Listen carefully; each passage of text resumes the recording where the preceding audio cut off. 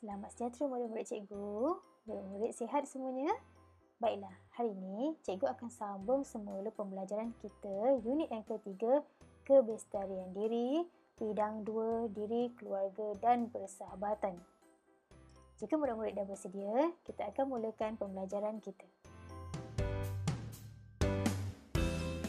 Di akhir pembelajaran hari ini, murid-murid dapat menghuraikan keperluan berilmu pengetahuan dengan budi pekerti mulia dalam membentuk kebestarian diri. Seterusnya, murid dapat menjelaskan amalan disiplin diri dalam membentuk kebestarian diri. Seterusnya, menunjukkan satu perasaan apabila mempraktikkan kebestarian diri. Akhir sekali, murid dapat mempraktikkan cara kebestarian diri dalam kehidupan.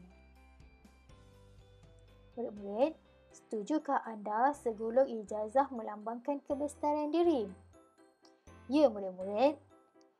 Ijazah melambangkan kebestarian diri kerana ciri-ciri seseorang yang mempunyai kebestarian diri ialah berpengetahuan luas seiring dengan adab iaitu budi pekerti mulia yang baik.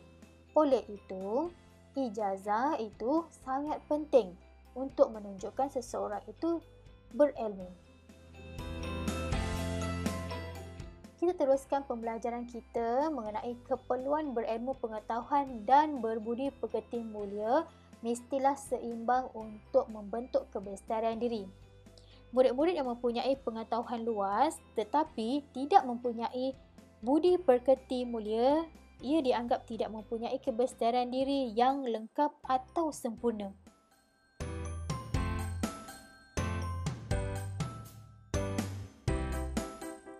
Murid-murid, untuk pengetahuan murid-murid, seseorang yang bestari perlu seimbang dari aspek pengetahuan dan budi pekerti.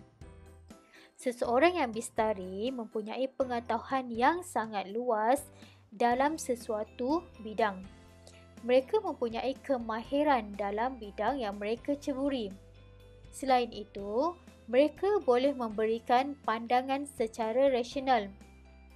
Semua pendapat mereka boleh diguna pakai kerana mereka mahir dalam bidang tersebut. Mereka mempunyai prinsip dalam kerjaya ataupun dalam kehidupan mereka. Cikgu akan menerangkan aspek budi pekerti. Seseorang yang bestari sentiasa bersyukur dengan kehidupan yang mereka lalui. Mereka juga sentiasa menjaga diri mereka dari perkara-perkara yang negatif. Malah sentiasa berwaspada dengan keadaan ataupun persekitaran sekeliling mereka. Ini yang dinamakan seimbang, iaitu seseorang yang bestari perlu seimbang dari aspek pengetahuan dan budi pekerti yang baik. Maka terbentuklah kebestarian diri dalam diri seseorang. Namun, jika seseorang mempunyai pengetahuan yang luas tetapi tidak mempunyai budi pekerti mulia, maka dianggap seseorang tidak mempunyai kebestarian diri yang lengkap atau sempurna. Murid-murid, untuk menjadi seseorang yang mempunyai kebestarian diri yang lengkap dan sempurna, maka kita perlu mempunyai pengetahuan dan budi pekerti yang baik. Murid-murid, jika murid-murid mempunyai kebestarian diri, murid-murid akan dipandang tinggi dalam masyarakat. Kebestarian diri dapat dikembangkan melalui amalan disiplin yang berterusan. Disiplin diri menjadi kekuatan dalaman untuk mengawal pemikiran, emosi, perlakuan diri serta bertindak balas secara berhemah terhadap perlakuan orang lain. Murid-murid, disiplin diri akan menjadi satu kebiasaan apabila diamalkan pada setiap hari. Murid-murid, cikgu akan terangkan amalan disiplin diri yang boleh kita amalkan dalam kehidupan seharian kita agar menjadi satu kebiasaan. Murid-murid, kita hendaklah cekal dalam menghadapi cabaran hidup. Sebagai seorang pelajar, terdapat banyak cabaran daripada ibu bapa, keluarga, rakan-rakan, malah persekitaran setempat.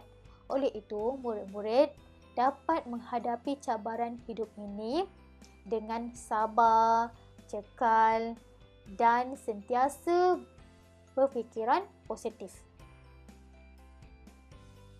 Amalan mendisiplinkan diri yang kedua yang boleh murid-murid terapkan dalam kehidupan seharian murid-murid ialah dapat mengawal diri dalam sebarang keadaan. Jika sesuatu berlaku, murid-murid hendaklah mengambil tindakan yang wajar serta tindakan tersebut ke arah positif. Seterusnya, amalan tidak mendisiplinkan diri. Amalan ini mesti murid-murid elakkan agar tidak menjadi satu kebiasaan dalam kehidupan murid-murid. Yang pertama, murid-murid tidak boleh cepat putus asa dalam kehidupan. Tanggungjawab sebagai seorang murid ialah belajar. Oleh itu, murid-murid tidak boleh putus asa. Untuk menjadi seorang yang mempunyai kebesaran diri, ciri ini tidak boleh diterapkan dalam kehidupan murid-murid. Amalan tidak mendisiplinkan diri yang kedua ialah bersikap sambil lewa dalam setiap tindakan. Sikap ini akan menyebabkan murid-murid lalai dengan tanggungjawab murid-murid.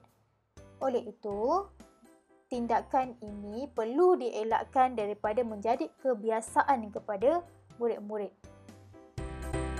Murid-murid, kita pergi kepada emosi moral. Apakah perasaan murid-murid apabila mempraktikkan kebesaran diri? Murid-murid telah belajar berkaitan dengan keseimbangan pengetahuan dan budi pekerti. Malah murid-murid telah diterangkan dengan amalan mendisiplinkan diri dan amalan tidak mendisiplinkan diri. Ya murid-murid, seharusnya murid-murid berasa bangga apabila murid dapat mempraktikkan ciri-ciri kebesaran diri ini dalam diri murid-murid. Murid-murid, seperti yang cikgu terangkan tadi, apabila murid-murid mempunyai kebesaran diri, murid-murid akan dipandang tinggi dalam masyarakat. Oleh itu, murid-murid seharusnya berasa bangga dan gembira apabila dihargai dalam kalangan masyarakat yang mempunyai pengetahuan dalam sesuatu bidang dan mempunyai budi pekerti yang mulia. Pada pembelajaran sebelum ini, cikgu telah menjalankan satu aktiviti bersama murid-murid. Jika murid-murid masih dalam proses menjalankan aktiviti tersebut, kita akan sambung pada hari ini.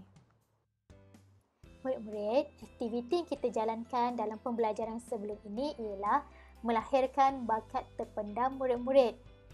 Melalui bakat terpendam murid-murid ini, murid-murid dapat menimba lebih banyak lagi ilmu dengan bakat ini, supaya murid-murid dapat menjadikan bakat ini sebagai satu kemahiran serta pengetahuan dalam bidang yang terdapat dalam bakat murid-murid.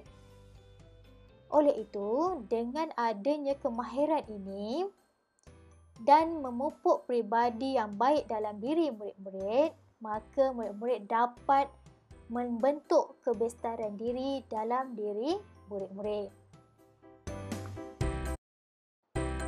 Sebagai rumusannya, setiap murid boleh mempraktikkan kebesaran diri dalam kehidupan seharian murid-murid. Murid-murid boleh mempraktikkannya dari awal usia murid-murid lagi. Setiap murid perlu berusaha untuk mencapai kebesaran diri demi kesejahteraan diri dan orang lain. Dengan adanya kebesaran diri, kehidupan kita akan menjadi lebih tenang dan gembira. Murid-murid boleh menerapkan nilai harga diri dan nilai hemat tinggi dalam memantapkan lagi kebesaran diri. Selain daripada nilai berdikari dan bertanggungjawab, ini dapat meningkatkan kebesaran diri murid-murid. Oleh itu, murid-murid perlu mengamalkan nilai kerajinan agar dapat membantu murid-murid membentuk kebesaran diri dengan lebih baik lagi. Cikgu Ji telah selesaikan pembelajaran unit yang ketiga iaitu kebesaran diri. Terima kasih murid-murid belajar dengan Cikgu Ji. Jumpa lagi.